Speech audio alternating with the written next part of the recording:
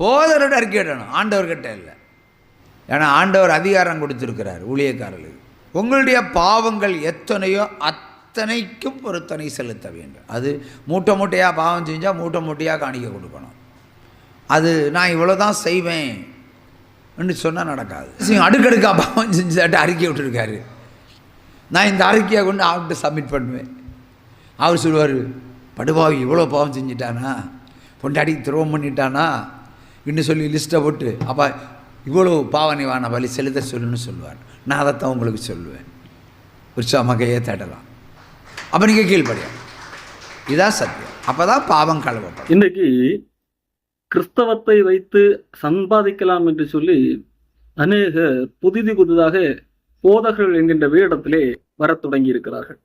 எங்கேயாகிலும் ஒரு சிறு கட்டிடத்திலோ சிறு மண்டபத்தை வாடகைக்கு எடுத்தோ தங்களுடைய வீடுகளின் மொட்டை மாடியில் குடிசை போட்டோ நாங்கள் கிறிஸ்தவன் ஊழியர்கள் என்கின்ற பெயரிலே பணம் சம்பாதிப்பதற்காக கிறிஸ்தவத்தை பயன்படுத்த தொடங்கி இருக்கிறார்கள். இப்படிப்பட்டவர்கள் மக்களை ஏமாற்றுவதற்கு பல்வேறு வகைகள் வைத்திருக்கிறார்கள், அவரவர்களுக்கு தெரிந்தபடி.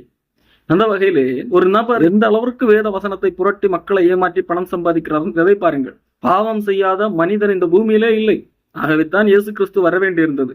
அப்ப பாவம் செய்யாத மனிதர்கள் இங்கே இல்லை என்கின்ற அந்த உண்மையை பயன்படுத்தி இந்த நபர் கூறுகிறார், பாவம் செய்தவர்கள் எல்லாம் நீங்கள் கடவுளிடத்திலே அறிக்கை செய்யக்கூடாது, பாவ அறிக்கை கடவுளிடத்திலே செய்யக்கூடாது, நீங்கள் என்னிடத்திலே வந்துதான் பாவ அறிக்கை செய்ய வேண்டும், நீங்கள் நேரடியாக கடவுளிடத்திலே எல்லாம் போக முடியாது, கடவுள் கேட்க மாட்டார் என்கிறதாக சொல்லுகிறார். போதரோட அறிக்கையிடணும், ஆண்டவர்கிட்ட இல்லை. என்று ஆண்டவர்கிட்ட கேட்டால் பல் தர மாட்டார். புரியுதா? ஏன்னா அவரையே மன்னிக்க மாட்டார, இப்படி தானே மன்னிப்பார். அப்போ எங்கிட்டே சொல்கிறீங்க. அப்போ நான் இந்த அறிக்கையை கொண்டு அவர்கிட்ட சப்மிட் பண்ணுவேன். அவர் சொல்லுவார், படுபாவி இவ்வளோ பாவம் செஞ்சிட்டானா, பொண்டாடி துரோகம் பண்ணிட்டானா இன்னும் சொல்லி லிஸ்ட்டை போட்டு, அப்போ இவ்வளோ பாவனைவான வழி செலுத்த சொல்லுன்னு சொல்லுவார். நான் அதைத்தான் உங்களுக்கு சொல்லுவேன். நீங்கள் நேரடியாக கடவுளிடத்திலே போக வேண்டும் என்றால் நீங்கள் சுவிசேஷத்தை நேரடியாக கடவுளிடம் இருந்தால் பெற்றுக்கொள்கிறீர்கள். ஞாயிற்றுக்கிழமை ஆராதனையில செய்தியை எங்கள் வழியாகத்தானே நீங்கள் பெறுகிறீர்கள். அப்படியானால் பாவ அறிக்கையும் எங்களிடத்திலே தான் செய்ய வேண்டும் என்பதாக இந்த நபர் கூறுகிறார். சரி, பாவத்தை நீங்கள் தேவனிடத்தில் அறிக்கையிடுகிறீர்கள், ஓகே. ஊழியக்காரன் வேண்டாம், நான் ஸ்ட்ரெயிட்டாக தேவனிடத்தில் போயிடுறேன்னு சொல்கிறீங்க, அது யாரும் தடை பண்ணலை. சுவிசேஷத்தையும் அப்படி பெற்றுக்கொள்ளுங்களேன். ஏன் சுவிசேஷத்தை? அப்போ தனக்குத்தானே அறிக்கையிட்டு பரலோகத்துக்கு போக முடியாது. இயேசுவிடத்தில் நீங்கள் பாவத்தை ரகசியமாக அறிக்கையிடுகிறீர்கள், ஓகே, ஒத்துக்கொள்கிறேன். அப்போ சுவிசேஷத்தை அங்கே பெற்றுக்கொள்ளுங்கள். எதுக்கு அந்த ஞாயிற்றுக்கிழமை ஆராதனை வீணான நேரங்களெல்லாம் போயிட்டு இருக்குல்ல அவங்களுக்கு? இது மக்களை தங்களுக்கு அடிமைப்படுத்துகிற செயல். மக்கள் கடவுளிடத்திலே நேரடியாக போக முடியாது, எங்கள் வழியாகத்தான் கடவுளிடத்திலே போக வேண்டும் என்கின்ற ஒரு மக்களை கடவுளை விட்டு பிரிக்கின்ற ஒரு செயல். இயேசு கிறிஸ்து தன்னுடைய சீடர்களிடத்தை கூறிய வார்த்தையை பயன்படுத்தி நீங்கள் எங்களிடத்திலே தான் பாவ மன்னிப்பு வர வேண்டும் என்பதாக கூறுகிறார். ஏன்னா ஆண்டவர் அதிகாரம் கொடுத்திருக்கிறார் ஊழியக்காரர்களுக்கு. நீ யாருடைய பாவத்தை மன்னிக்கிறாயோ அந்த பாவம் பரலோகத்திலும் மன்னிக்கப்படும். ஆகவே அந்த வசன அதிகாரத்தின்படி ஊழியக்காரிடத்தில் அறிக்கையிட வேண்டும், இல்லையா? இயேசு கிறிஸ்து அந்த இடத்துல எவர்களுடைய பாவங்களை நீங்கள் மன்னிக்கிறீர்களோ அவைகள் மன்னிக்கப்பட்டிருக்கும் என்று கூறியதன் நோக்கம் இயேசு கிறிஸ்துவிடத்திலிருந்து நேரடியாக சுவிசேஷத்தை அறிவிக்கக்கூடியவர்களாக அப்போஸ்தலர்கள் காணப்பட்டார்கள். அப்படி சுவிசேஷம் அறிவிக்கப்படுவதன் மூலமாக சுவிசேஷத்தை ஏற்றுக்கொள்ளக்கூடியவர்கள் பாவ மன்னிப்பை பெறுகிறார்கள். அந்த அடிப்படையிலே சுவிசேஷத்தை அறிவிக்கிறவர்கள் இயல்பாகவே பாவங்களை மன்னிக்கக்கூடியவர்களாக மாறுகிறார்கள். அதைத்தான் இயேசு கிறிஸ்து கூறினாரே ஒழிய எல்லாரும் உங்களிடத்திலே வந்து பாவ அறிக்கை செய்ய வேண்டும், அப்பொழுது நீங்கள் மன்னிக்கிற அதிகாரத்தை உடையவர்களாக இருக்கிறீர்கள் என்ற அர்த்தத்திலே சொல்லவில்லை. ஆகவே தான் பேதுரு சுவிசேஷத்தை அறிவித்த போது ஜனங்கள் எல்லாரும் இருதயத்திலே குத்தப்பட்டு நாங்கள் என்ன செய்ய வேண்டும் என்று வந்து கேட்டபோது பேதுரு என்ன சொல்லவில்லை, நீங்கள் எல்லாரும் வரிசையாக நில்லுங்கள், நீங்கள் என்னெல்லாம் பாவம் செய்தீர்கள் என்பதை என்னிடத்திலே வந்து ரகசியமாக அறிக்கை செய்யுங்கள் என்று சொல்லி பேதுரு சொல்லவில்லை. மாறாக நீங்கள் மனம் திரும்பி கர்த்தராகிய இயேசு கிறிஸ்து நாமத்திலே ஞானஸ்தானம் பெற்றுக் கொள்ளுங்கள், அப்பொழுது பரிசுத்தாவின் வரத்தை பெறுவீர்கள் என்றே சொன்னார். மாறாக நீங்கள் என்னிடத்திலே வந்து பாவ அறிக்கை செய்யுங்கள், அப்பொழுது நான் உங்களுக்கு ஒரு பரிகாரத்தை சொல்லுவேன் என்றெல்லாம் சொல்லவில்லை. இவர் சொல்லுகிறார் அல்லவா, ஊழியக்காரர் என் வழியாகத்தான் நீங்கள் கடவுளிடத்திலே போக வேண்டும், கடவுள் எங்களுக்கு அதிகாரத்தை தந்திருக்கிறார் என்று சொல்லி. இப்படிப்பட்டவர்கள் ஊழியக்காரர்கள் அல்ல. காரணம் உண்மையிலேயே ஆண்டவருக்கு ஊழியம் செய்கிறோம் என்று சொல்லக்கூடியவர்கள் இந்த மனநிலையில இருக்க மாட்டார்கள்.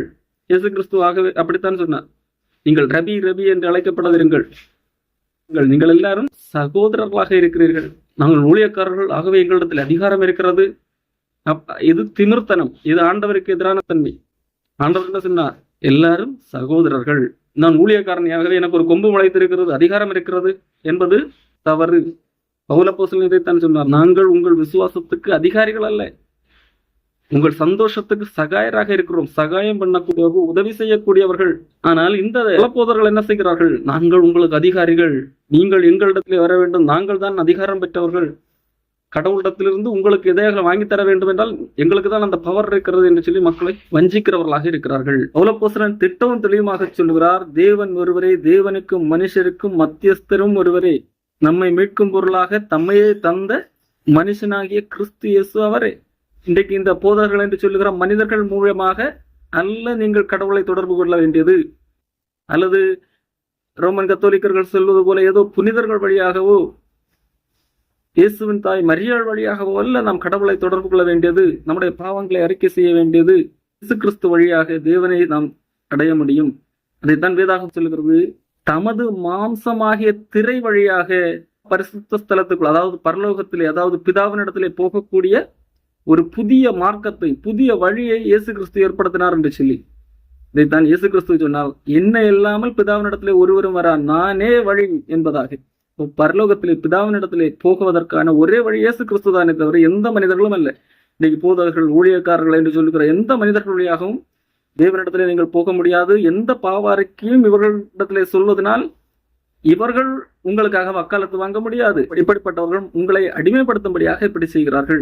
யோவான் திட்டம் தெளிவாக சொல்கிறார், ஒருவன் பாவம் செய்வானானால் இயேசு கிறிஸ்துவானவர் பிதாவிடத்திலே பரிந்து பேசுகிறவராக இருக்கிறார், ஆகையால் பாவம் செய்யாதீர்கள் என்பதாக யோவான் எழுதுகிறார்.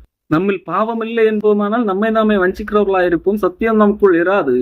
நம்முடைய பாவங்களை நாம் அறிக்கையிட்டால் நம்முடைய எல்லா பாவங்களையும் மன்னித்து நம்முடைய எல்லா அநியாயத்தை நீக்கி நம்மை சுத்திகரிப்பதற்கு அவர் உண்மையுள்ளவராக இருக்கிறார். மாறாக உங்கள் பாவங்களை மனிதர்களிடத்திலே போய் அறிக்கையிடுங்கள், அவர்கள் மன்னிப்பார். அப்படி இல்லை. எந்த ஒரு மனிதர்களுக்கு விரோதமாக நீங்கள் பாவம் செய்தீர்கள் என்றால் அவர்களோடு ஒப்புரவாகும்படியாக அவர்களுக்கு விரோதமாக செய்த பாவங்களை நீங்கள் அறிக்கையிட வேண்டும். ஒருவர் குறைகளை ஒருவர் அறிக்கையிட வேண்டும். மற்றபடி நீங்கள் என்னெல்லாம் பாவம் செய்வீர்களோ, ரகசியமாக, அந்தரங்கமாக, வெளிப்புறமாக, எல்லாத்தையும் தேவனிடத்திலே நீங்கள் போய் அறிக்கையிட்டால் உங்களுக்கு மன்னிக்காது. நான் ஊழியக்காரன், என்னிடத்திலே வந்துதான் எங்கள் அறிக்கையிட வேண்டும் என்று ஒருவர் சொல்வார் என்றால் அவர் ஒரு ஏமாற்றுக்காரர், கள்ளப்போதகர். இந்த நபர் அத்தோடு நிறுத்தவில்லை. நீங்கள் என்னிடத்திலே வந்து சொன்னால் அதற்கான பரிகாரத்தை நான் சொல்லுவேன், அந்த பரிகாரத்தை நீங்கள் செய்தால் தான் உங்கள் பாவம் மன்னிக்கப்படும் என்பதாக இந்த நபர் சொல்லுகிறார். ஊழியக்காரிடத்தில் அறிக்கையிட வேண்டும் இல்லையா? யாராவது அறிக்கை இட்டிருக்கீங்களா? அப்போ எப்படி உங்கள் பாவங்கள் கழுவப்படும்? அறிக்கை இட்டால் தானே உங்களுக்கு பரிகாரம் சொல்ல முடியும். இன்ன பாவம் நீங்கள் செய்தபடியினால் இன்ன காரியத்தை நீங்கள் செய்யணும்னு சொல்ல முடியும். அப்போ தேவ ஆலோசனையினால சொல்ல முடியும். நீங்கள் கடவுளிடத்திலே நேரடியாக போனால் கடவுள் ஜெபத்தை கேட்க மாட்டார். நீங்கள் என்னிடத்திலே வந்தார், நான் கடவுளிடத்திலே கேட்டு என்ன பரிகாரம் இவர்கள் செய்தால் இவர்கள் பாவம் மன்னிக்கப்படும் என்று கடவுளிடத்திலே கேட்டு சொல்லுவேன். அந்த பரிகாரத்தை நீங்கள் செய்தால் மட்டும்தான் உங்களுடைய பாவம் கழுவப்படும், நீங்கள் சுத்திகரிக்கப்படுவீர்கள் என்பதாக இந்த நபர் சொல்லுகிறார். இப்ப பார்த்தீர்களா, ஏன் நீங்கள் தேவனிடத்திலே நேரடியாக போகக்கூடாது, என்னிடத்திலே வர வேண்டும் என்று சொல்லுவதன் நோக்கத்தை புரிந்து கொண்டீர்களா? இந்த நபர் சொல்லுகிற பரிகாரத்தை நீங்கள் செய்ய வேண்டும். சரி, என்ன பரிகாரம்? காணிக்கை கொண்டு வா, காணிக்கை கொண்டு வா. நீ இவ்வளவு பாவம் செய்யதாயா, இந்த பாவத்திற்கு இவ்வளவு காணிக்கை கொண்டு வா. நீ மூட்டை மூட்டையாக பாவம் செய்தால் மூட்டை மூட்டையாக காணிக்கை கொண்டு வா என்று சொல்லி இவர்கள் பரிகாரம் சொல்வார்கள். அது மூட்டை மூட்டையாக பாவம் செஞ்சால் மூட்டை மூட்டையாக காணிக்கை கொடுக்கணும். அது நான் இவ்வளோ தான் செய்வேன் என்று சொன்னால் நடக்காது. உங்கள் பேர் என்ன பிரதர்? தனசிங். தனசிங் அடுக்கடுக்காக பாவம் செஞ்சுட்டு அறிக்கை விட்டுருக்காரு. நான் இந்த அறிக்கையை கொண்டு அவர்கிட்ட சப்மிட் பண்ணுவேன்.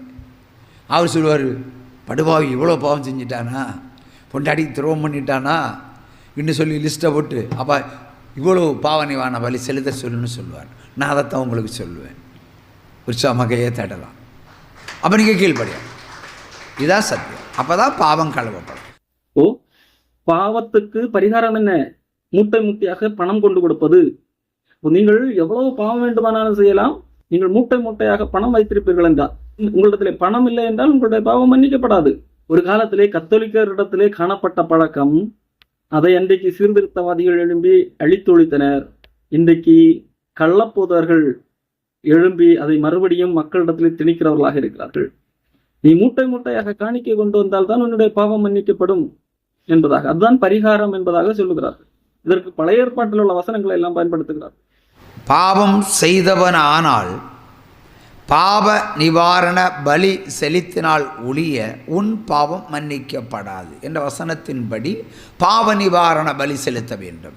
எப்படி பாவ நிவாரண பலி செலுத்த வேண்டும்? நேராக ஸ்ட்ரெயிட்டாக பழைய ஏற்பாடு போகணும். யாத்திராமம் 30:15-16 ஒரு வாசிக்கலாம். உன் ஆத்துமா பாவ நிவாரண பலியாக கர்த்தருக்கு ஒரு காணிக்கை செலுத்தும்படி நீ ஐஸ்வர்யவான் ஆனாலும் அரசேக்கலுக்கு மிகாமலும் தரித்திரன் ஆனாலும் அரசேக்கலுக்கு குறையாமலும் ஒரு காணிக்கை பணத்தை எடுத்துக்கொண்டு ஆசாரியின் கையிலே கொடுப்பாயாக. அதை அவன் தேவனுடைய திருப்பணிகளுக்கு பயன்படுத்துவான். இது இஸ்ரவேல் சந்ததிக்கு ஞாபகக்குறியாக இருக்கட்டும். அன்புக்குரியவர்களே, பழைய ஏற்பாடு ஒளிந்து போயிற்று. இயேசு கிறிஸ்து புதிய உடன்படிக்கை ஏற்படுத்தினார். பழைய ஏற்பாடு அது நாள்பட்டதாக இருக்கிறது, உருவடைந்து போக காலம் சமீபமாக இருக்கிறது என்று சொல்லி எபிரேய புத்தகத்திலே எபிரேய ஆசிரியர் எழுதுகிறார். அவர் புதியதை ஏற்படுத்தினார் என்று சொன்னால் அது பழையதாகிவிட்டது, அது எக்ஸ்பிரி டேட் முடிந்து விட்டது. பழைய ஏற்பாடு நான் சொல்லவில்லை, எபிரேய ஆசிரியர் சொல்லுகிற ஒரு காரியம். தங்கள் பணம் சம்பாதிக்க வேண்டும் என்பதற்காக முடிந்து போன ஒன்று, பழைய ஏற்பாடு முடிந்து போய் புதிய ஏற்பாடே வந்து விட்டது. பழைய ஏற்பாட்டிலிருந்து மேற்கோள்களை காட்டி அன்றைக்கு இஸ்ரவேல் மக்களுக்கு ஒரு காரணத்துக்காக கொடுக்கப்பட்ட அந்த வசனங்களை இன்றைக்கு எடுத்து வைத்துக் கொண்டு பணம் சம்பாதிக்கிறவர்களாக இருக்கிறார். எவ்வளவோ பேர் எவ்வளவோ வகைகளிலே பணம் சம்பாதிக்கிறார்கள். இந்த நபர், நீங்கள் பாவம் செய்வீர்கள் என்றால் நீங்கள் கடவுளிடத்திலே போய் மன்னிப்பு கேட்கக்கூடாது, நீங்கள் என்னிடத்திலே வந்து பாவத்தை அறிக்கை செய்ய வேண்டும், நான் அப்பொழுது உங்களுக்கு என்ன பரிகாரம் செய்ய வேண்டும், எவ்வளவு காணிக்கை கொடுத்தால் உங்களுக்கு அந்த பாவம் மன்னிக்கப்படும் என்பதற்கு ஏதுவான பரிகாரத்தை சொல்லுவேன், அந்த அளவுக்கு நீங்கள் காணிக்கை கொடுக்க வேண்டும், பணம் தர வேண்டும், அப்பொழுது உங்கள் பாவம் மன்னிக்கப்படும் என்பதாக போதிக்கிறார். அன்புக்குரியவர்களே, மக்களை அடிமைப்படுத்துகிற நபர்கள் எதற்காக? பணத்திற்காக. இவர்கள் தேவனுக்கு என்றல்ல, தங்கள் வயிற்றுக்கு ஊழியம் செய்யக்கூடியவர்கள். தயவு செய்து இப்படிப்பட்ட கூடுகைகளுக்கு செல்லாதீர்கள். அநேக ஊர்களில் இருக்கிற பெண்கள் இந்த மாதிரி கூடுகைகளுக்கு செல்லுகிறார்கள். ஒரு காலத்திலே வெள்ளை சட்டை வெள்ளை ஜிப்பா போட்டிருந்தால் அல்லது இன்றைக்கு சஃபாரி போட்டிருந்தால் இவர்கள் ஊழியக்காரர்கள் என்று நம்புகிறார்கள். தயவு செய்து அப்படி அல்ல. வாயிலிருந்து என்ன வார்த்தை வருகிறது, இது வேதாகமத்துக்கு ஒத்திருக்கிறதா என்பதை சிந்தித்து பாருங்கள். அன்புக்குரியவர்களை, இப்படிப்பட்ட அடிமைத்தனங்களிலிருந்து ஆண்டவர் மீட்டிருக்கிறார். நீங்கள் எந்த கிரயத்தையும் செலுத்த வேண்டியதில்லை. நீங்கள் பாவம் செய்வதற்கான எல்லா கிரயத்தையும் இயேசு கிறிஸ்து செலுத்தி முடித்திருக்கிறார். இயேசு கிறிஸ்து பணம் வாங்கி கொண்டு உங்களுடைய பாவங்களை மன்னிக்கிறவர் அல்ல. நீங்கள் எவ்வளவு பணத்தை கொட்டி கொடுத்தாலும் உங்களுடைய பாவங்கள் மன்னிக்கப்படாது. ஒரு தராசின் ஒரு பகுதியிலே உங்களுடைய பாவத்தையும் இன்னொரு பகுதியிலே நீங்கள் மூட்டை மூட்டையாக கொண்டு கொடுக்கிற பணத்தையும் வைத்து பார்த்தால் நீங்கள் செய்த பாவத்திற்கு ஈடாக அது நீங்கள் கொடுக்கிற பணம். நீங்கள் செய்கிற பாவத்துக்கு பரிகாரமாக எதையும் செய்ய முடியாது. அப்படியானால் இயேசு கிறிஸ்து இந்த பூமியிலே வர வேண்டிய அவசியமே இல்லையே. நீங்கள் செய்த பாவத்திற்கு தக்க பரிகாரம் உங்களால் கொடுக்க முடியும் என்றால் இயேசு கிறிஸ்து இங்கே பூமிக்கு வர வேண்டிய அவசியமே இல்லையே. அன்புக்குரியவர்களே, அப்படி இல்லை. எந்த ஒரு மனிதனாலும் பாவத்துக்கு பரிகாரம் கொடுக்க முடியாது, எந்த கிரியையும் செய்ய முடியாது. ஆகவே தான் இயேசு கிறிஸ்து வந்தார். அவர் கிருபாதார பலியாக, அவர் பரிகார பலியாக பலியானார். அவருடைய விலையேறப்பெற்ற ரத்தம் நம்முடைய பாவங்களுக்காக சிந்தப்பட்டது. இதுதான் பரிகாரம். விலையேறப்பெற்ற தன்னுடைய ரத்தத்தை சிந்தி இருக்கிறார். அதை காட்டிலும் மேலான ஒரு பரிகாரத்தை எந்த ஒரு மனிதனாலும் கொடுக்க முடியாது. இப்படிப்பட்ட கள்ளப்போதவர்கள், நீங்கள் ஆசீர்வதிக்கப்பட வேண்டும் என்றால் இவ்வளவு பணம் கொடுத்தால் தான் கடவுள் ஆசீர்வதிப்பார் என்று சொல்வார்கள். போய், கடவுள் உங்களை ஏற்கனவே ஆசீர்வதித்திருக்கிறார். நீங்கள் அவரை விசுவாசித்தால் போதும். அவரை விசுவாசியுங்கள். உன்னதத்திலே ஆவிக்குரிய சகல ஆசீர்வாதத்தினாலும் அவரை உங்களை ஆசீர்வதித்திருக்கிறார் என்ற அர்த்தம். உங்களுக்காக பரிகார பலி செலுத்தி முடிக்கப்பட்டது. நீங்கள் அடிமைத்தனத்திலிருந்து விடுதலையாக்கப்பட்டீர்கள். இதற்காக இயேசு கிறிஸ்து கிரயம் செலுத்தி இருக்கிறார். இதை நீங்கள் விசுவாசிப்பீர்கள் என்றால் நீங்கள் எந்த ஒரு மனிதனுக்கும் அடிமைகளாக மாட்டீர்கள். எந்த ஒரு மனிதனுக்கும் பாவத்துக்காக பரிகாரமாக இதை செலுத்துகிறேன் அதை செலுத்துகிறேன் என்று செய்ய மாட்டீர்கள். நான் ஆசீர்வதிக்கப்படுவதற்கு இந்த போதருக்கு அவ்வளவு கொடுக்க வேண்டும், இவருக்கு அவரை கொடுக்க வேண்டும், தசமாக கொடுக்க வேண்டும் என்று அலைந்து தெரிய மாட்டீர்கள். அப்படி நீங்கள் கொடுக்கிறீர்கள் என்று சொன்னால் ஆண்டவர் உங்களுக்காக செலுத்தின பரிகாரத்தை மறந்து விட்டீர்கள், அதை நீங்கள் விசுவாசிக்கவில்லை என்றே பொருள்.